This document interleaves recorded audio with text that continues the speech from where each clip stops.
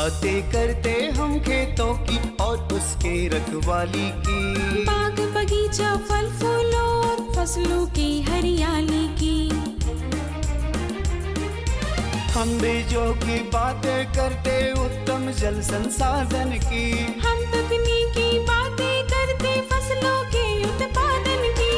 हर किसान का सपना सच हो जीवन सुखद बनाने को, गाँव-गाँव के हर आंगन का प्यारा सा ये दर्शन।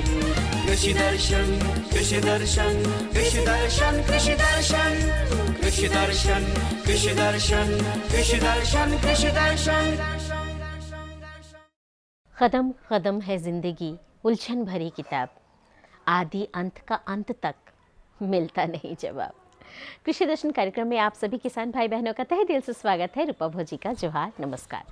तो देर न करते हुए मौसम के मिजाज को देखते हुए चलिए हम देखते हैं कृषि समाचार, लेते हैं कुछ जानकारियाँ। नमस्कार, कृषि समाचार में आपका स्वागत है। मैं हूं मृदुला। आइए देखते हैं आज कृषि समाचार में क्या है खास। समेकित बिरसा विकास योजना के तहत कृषक पाठशाला एवं बिरसा ग्राम होगा विकसित। ठंड के कारण पशुओं के दूध उत्पादन में आ सकती है कमी। गर्मा मूंग की खेती के लिए अनुशंसित प्रभेद लगाएं SML 688। अब समाचार विस्तार से। राजकीय कृषि प्रक्षेत्र में समेकित बिरसा विकास योजना के तहत कृषक पाठशाला एवं बिरसा ग्राम विकसित किया जाएगा। कृषक पाठशाला के माध्यम से कृषि पशुपालन एवं मत्स्य विभाग द्वारा कृषकों का क्षमता विकास होगा। वहीं बिरसा गांव में मल्चिंग तकनीक से सिंचाई सुविधा का विकास, फॉरवर्ड लिंकेज सेवा के माध्यम से लाभुक कृषकों का आर्थिक विकास किया जाएगा। ठंड को देखते हुए पशुपालकों को सावधान किया गया है। पशु चिकित्सा विशेषज्ञों का कहना है कि सर्दियों में पशुओं को बचाना जरूरी है। समुचित देखभाल नहीं होने से दुधारू पशुओं के दूध उत्पादन में कमी आ सकती है। बछड़ा और बाछियों में निमोनिया होने की आशंका बढ़ जाती है। पशुओं को सर्दी से बचाने के लिए पशुशाला के दरवाजे और खिड़कियों को बोरी और टाट लगाकर घेर दें। रात के समय पशुशाला के फार्म पर पुआल बिछाएं, जिससे फर्श की ठंडक दूर हो। किसान भाई, यदि आप बत्तख पालन कर रहे हैं तो बत्तख को ठंड के मौसम में भी पानी के साथ मिलाकर ही खाना दें। यदि सूखा खाना देते हैं तो कई समस्याएं हो सकती हैं और बत्तख बीमार पड़ सकते हैं। तो बत्तख को गीला खाना देने पर तापमान पर बहुत ज़्यादा प्रभाव नहीं पड़ता है। बत्तखों में जो खाना दे रहे हैं निश्चित तौर पे उनको पानी के साथ मिला के ही देते रहें। ऐसा नहीं कि अभी ठंडी के मौसम चल रहा है तो आप सूखा दें, तो सूखा देने की स्थिति में आपके बत्तखों में जो डाइजेस्टिव या ट्रैक की चॉकिंग की प्रॉब्लम्स हो सकती है। तो किसान भाई ये विशेष ध्यान रखें, बत्तख में भी जहाँ चारा दें तो उसको गीला करके ही दें। गर्मा मूंग की खेती से अधिकाधिक उत्पादन लेने के लिए 30 किलोग्राम बीज प्रति हेक्टेयर लगाएं। कतार से कतार की दूरी 30 सेंटीमीटर और बीज से बीज की दूरी 10 सेंटीमीटर रखें। बेहतर उत्पादन के लिए अनुशंसित प्रभेद में SML 688 लगाएं। गर्मा मूंग की खेती के लिए 2 से 3 बार देशी हल से खेत की अच्छी तरह जुताई करके पाटा चला दें। जुताई के समय गोबर की सड़ी खाद 5 टन प्रति हेक्टेयर की दर से खेत में अच्छी तरह मिला दें। मूंग ऊंची जमीन में लगाई जाने वाली फसल है, इसलिए खेत में पानी का जमाव नहीं होना चाहिए।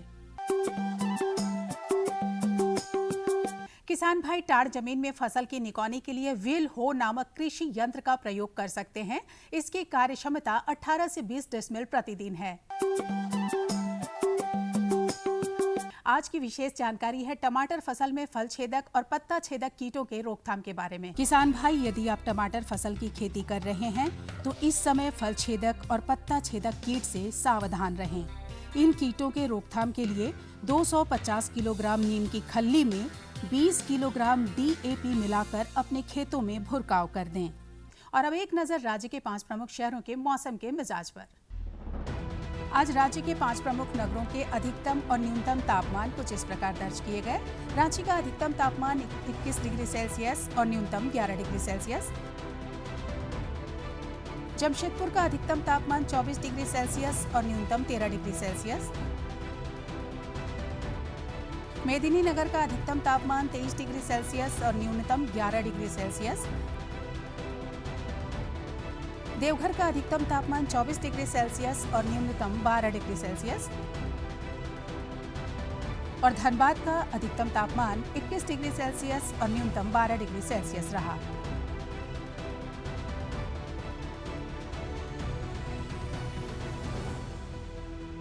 कृषि समाचार में आज इतना ही। अगले दिन अगले अंक में फिर मुलाकात होगी कुछ ताज़ा तरीन खबरों के साथ। तब तक के लिए दीजिए इजाजत। नमस्कार, जोहार। जानकारी का पिटारा खुल चुका है और आज की पहली जानकारी है प्याज की वैज्ञानिक खेती के बारे में।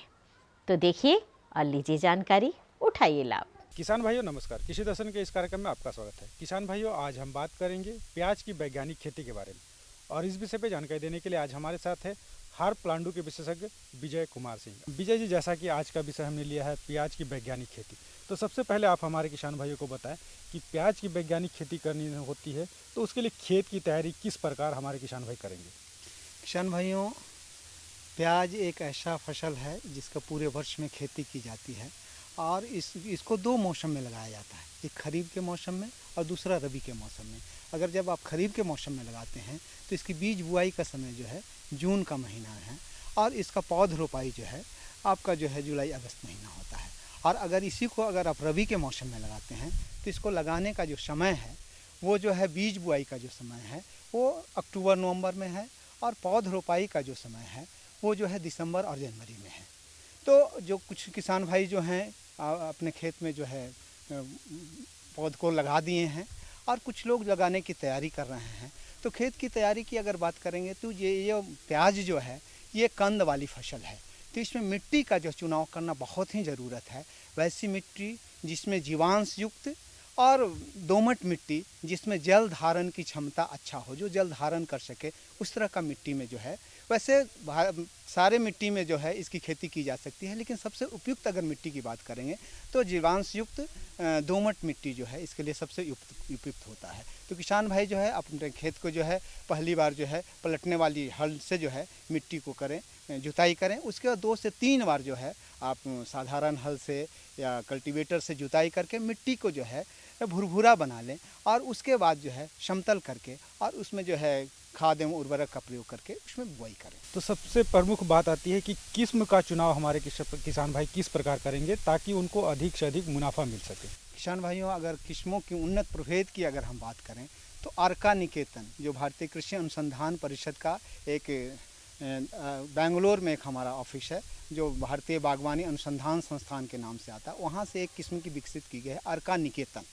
ये जो है मध्यम कंद वाला, मतलब कंद का आकार करीबन 70 से 90 ग्राम होता है और ये जो हल्की लाल होता है, इसका रंग जो है हल्का लाल होता है और इसमें सबसे बड़ा खासियत होता है कि इसकी स्टोरेबिलिटी मतलब भंडारण क्षमता जो है बहुत अच्छी है। ये मतलब रूम टेम्परेचर पे जो है आप 5 महीना तक जो है आप इसको रख सकते हैं। प्याज में एक बड़ा समस्या आता है भंडारण का। किसान भाई उपजा तो लेते हैं, उपज तो हो जाता है, लेकिन उसकी सही भंडारण नहीं कर पाते हैं, जिसके चलते जो है उनको काफ़ी नुकसान पहुंचता है। और रबी का मौसम का जो होता है फसल जो होता है उसको भंडारण करने की आवश्यकता पड़ती है। इसलिए होता है कि ये फसल जो है आपको अप्रैल मई महीना में निकलेगा और जून से बारिश होने लगता है और उस समय बहुतायत में प्याज होता है तो उसको सही मूल्य नहीं मिल पाता है।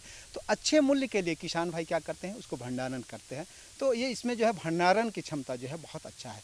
इसके अलावा जो है अर्का लालिमा, ये भी जो है IHR बेंगलोर से भारतीय बागवानी अनुसंधान संस्थान से विकसित की किस्म है। ये डार्क रेड इसका कलर होता है और ये बड़े आकार का इसका कंद होता है। इसका कंद का आकार करीबन जो है 120 से 150 ग्राम जैसा होता है। और इसमें सबसे बड़ा खासियत क्या है कि रोग रोधी है। ये एक बीमारी आता है पर्पल ब्लॉन्च, उससे जो है ये सहनशील है और इसकी भी स्टेबिलिटी बहुत अच्छी है, ये बहुत सहनशील है और थ्रिप्स जैसे कीट से भी ये सहनशील किस्म है। तो किसान भाई जो है अर्का लालिमा, अर्का निकेतन भी लगा सकते हैं। इसके अलावा पूषा रेड जो भारतीय दिल्ली से जो है भारतीय कृषि अनुसंधान संस्थान नई दिल्ली से विकसित की गई किस्म है। ये भी जो है हल्का लाल रंग का होता है और ये मध्यम आकार का इसका कंद होता है। कंद का आकार करीबन जो है 70 से 90 ग्राम होता है और इसकी भी स्टोरेबिलिटी बहुत अच्छी है। इसकी भी भंडारण क्षमता जो है काफ़ी अच्छा है। 3 से 4 महीने तक जो है आप साधारण तापमान पर रख सकते हैं। तो ये किस्म का भी किसान भाई चुनाव कर सकते हैं। इसके अलावा जो है पूषा रत्नार, ये भी जो है भारतीय कृषि अनुसंधान संस्थान नई दिल्ली से विकसित हुई किस्म है और ये किस्म भी जो है रोग रोधी है। पर्पल ब्लॉन्च जैसी बीमारी से जो ज़्यादा खतरनाक होता है, जिससे काफ़ी नुकसान हो जाता है फसलों को। इस बीमारी से सहनशील है और प्रतिरोधी किस्म है, और ये भी जो है किसान इसको अगर किसान भाई लगाते हैं तो इससे उनको फ़ायदा होगा। अब प्रमुख बात आती है कि इसमें खरपतवार का नियंत्रण और खाद उर्वरक का प्रयोग हमारे किसान भाई कितने समय पर और कैसे करेंगे, इसके बारे में भी आप हमारे किसान भाइयों को बताएं। किसान भाइयों, जब आप फसल लगाते हैं इसमें खरपतवार का नियंत्रण बहुत ही आवश्यक होता है, और ये जो फसल है वो कंद वाली फसल है। अगर इसमें आप खरपतवार का नियंत्रण नहीं करेंगे तो खरपतवार पूरे जो है खेत में फैल जाएगा और इसका बल्ब का जो है कंद का विकास नहीं होगा। तो इसमें खरपतवार का नियंत्रण पर विशेष रूप से ध्यान देना है। अगर शुरुआती दौर पे जो है आप जो है प्री इमरजेंस लगाने से पहले जो है आप जो है रासायनिक के रूप में पेंडामिथिलिन जो है 3 से 4 ml दवा को अगर छिड़काव कर देते हैं, उसके बाद लगाते हैं तो करीबन ये 20 से 25 दिन तक जो है खरपतवार का नियंत्रण होता है। और जैसे ही फसल जो है 30 से 40 दिन का है, इसके अंतराल में जो है 3 से 4 बार जो है हैंड वीडिंग मतलब हाथ से निकाई गुड़ाई करना बहुत ही आवश्यक है।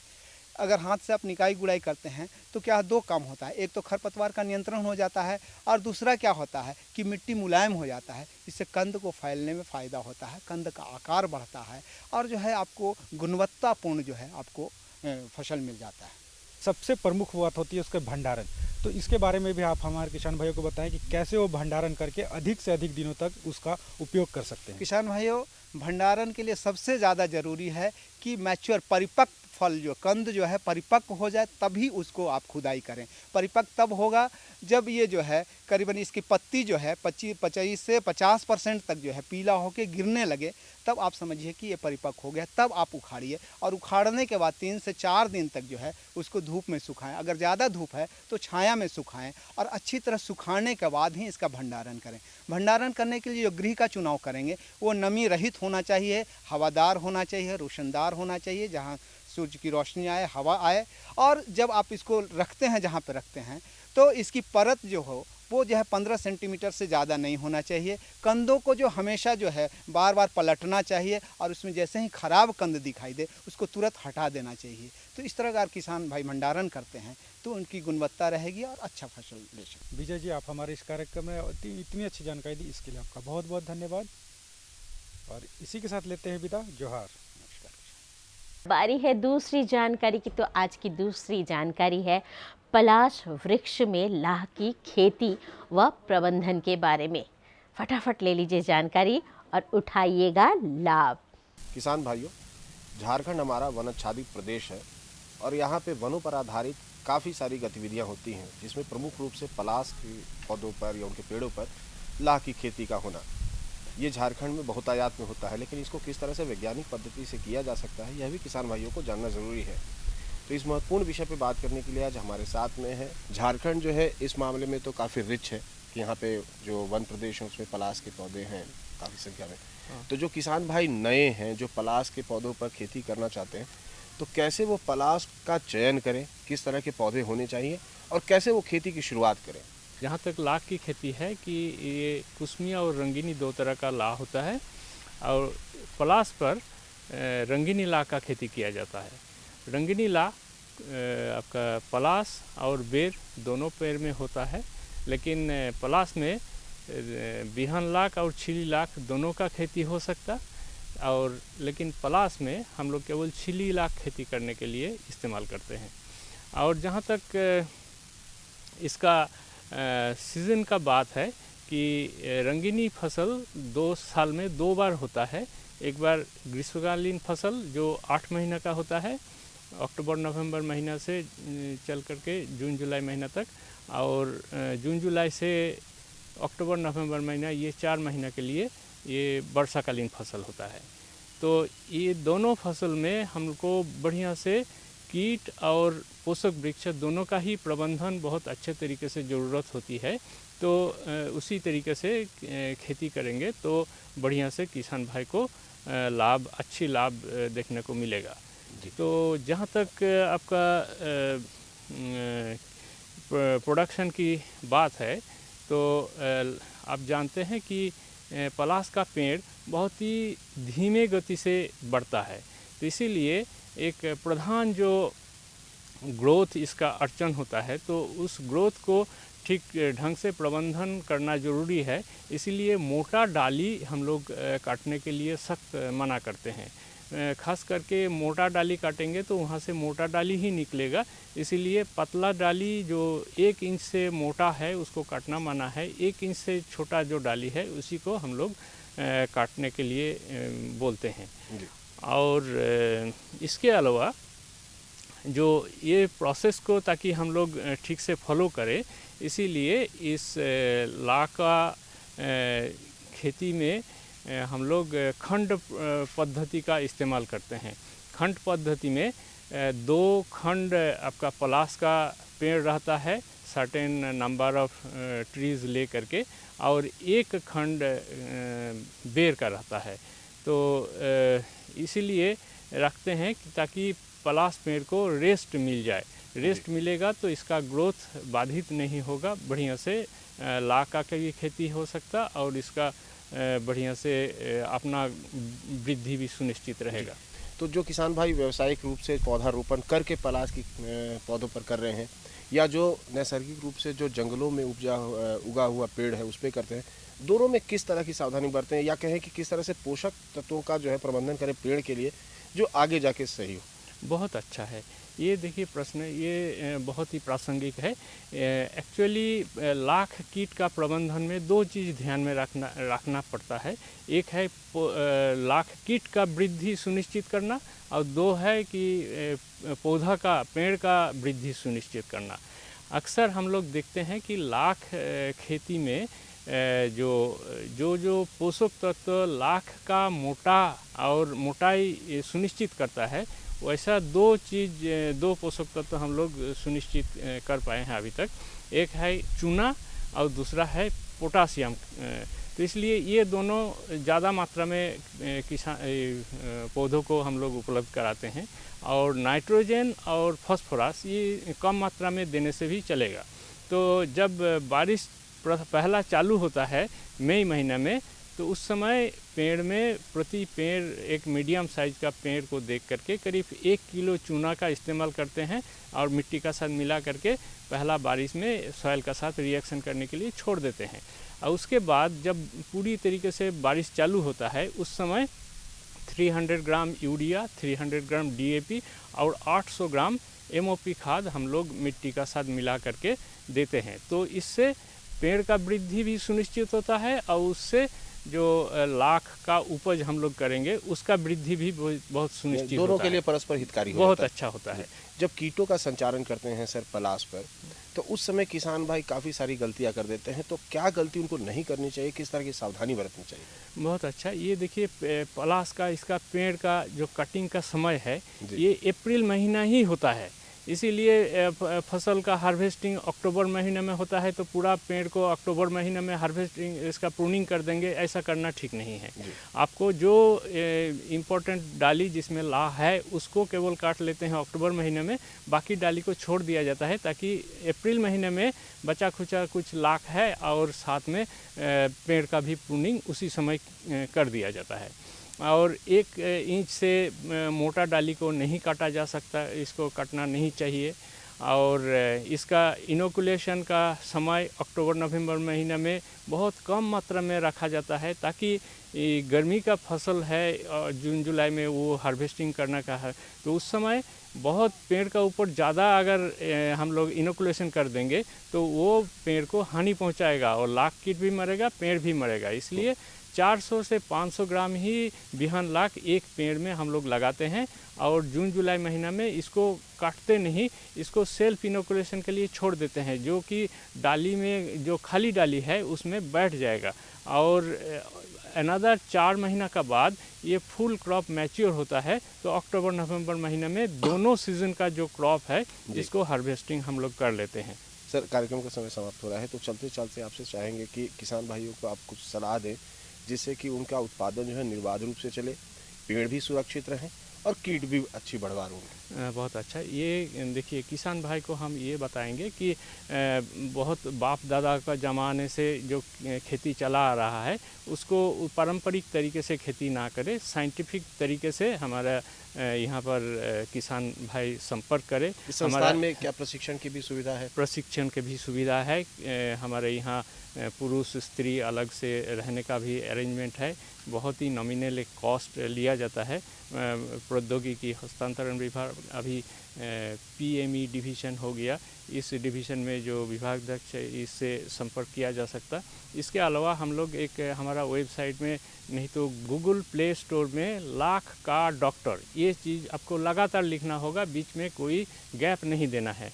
तो जो आपको उपलब्ध रिज़ल्ट मिलेगा उसी में से उसको डाउनलोड करना होगा। डाउनलोड करने के बाद इंस्टॉल करेंगे तो उसमें काफ़ी फार्मर को हम लोग इस चीज़ को आजकल नया चीज़ है सिखा रहे हैं, काफ़ी फार्मर को इससे बेनिफिट भी मिल रहा है। सर, आप हमारे कार्यक्रम में आए और हमारे किसान भाइयों से जुड़े और इतनी अच्छी और महत्वपूर्ण जानकारी दी, इसके लिए आपका बहुत बहुत धन्यवाद। तो कैसी रही जानकारी? अच्छी थी ना? हमारे पास जानकारियाँ और भी है लेकिन वक्त की कमी है। अगली जानकारी हम आपको अगले अंक पे ज़रूर दिलवाएंगे क्योंकि बारिश तेज़ हो रही है। तो फटाफट कागज़ और कलम उठाइए और हमारा पता नोट कीजिए। हमारा पता है कार्यक्रम कृषि दर्शन, कृषि प्रकोष्ठ द्वारा केंद्रीय निदेशक, दूरदर्शन केंद्र, रातू रोड, रांची। पिन संख्या 834001। तो हमें रहेगा आपके खतों का बेसब्री से इंतज़ार। लिखना बिल्कुल मत भूलिएगा और हाँ, आप हमसे फेसबुक और ट्विटर पर भी संपर्क कर सकते हैं। अब हमें और हमारी पूरी टीम को दीजिए इजाज़त। जोहार, नमस्कार।